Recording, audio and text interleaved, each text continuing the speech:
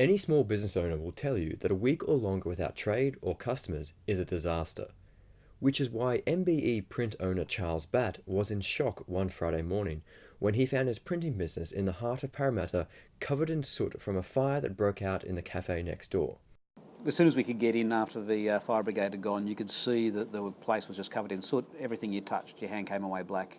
And it looked like we were going to be out of business for, I would think at least a week, just for the amount of work that was going to need to be done to get the business up and running again. You panic because it's your livelihood, it's your business. If you can't run your business, then you have nothing. The expenses continue regardless of whether or not the business is coming in. So yeah, you do worry. Discovering hundreds of thousands of dollars worth of equipment damaged, Batt immediately thought he would be out of business for more than a week. This is until he turned to his broker Adam Luscombe, who immediately got the insurance ball rolling to get Charles back to his pre-loss condition.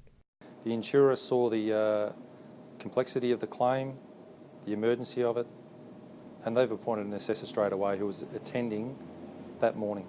It's all about getting the business back on its feet.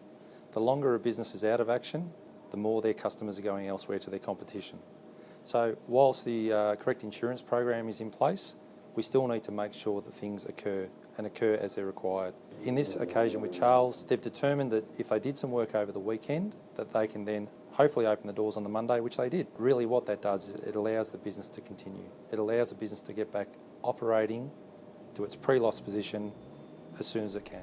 While the cafe next door was out of business for a full week, Batt's printing company was back up and running the following Monday, and he says the outcome could have been very different without having a broker and the right business interruption insurance policy in place. It couldn't have been easier. As I say, I simply contacted Adam at Whitbread. He put everything in motion, and the clean-up team was here in less than 24 hours. If I was picking my own insurance policy almost at random, because I really wouldn't be able to assess one against the other, I have no idea what I'd end up with. And quite often you'll talk to people and they'll say, oh, well, I found a really cheap policy, XYZ here. And you say, well, what's not covered? And they say, oh, well, I don't know, it's just an insurance policy and it says it's going to cover me for this.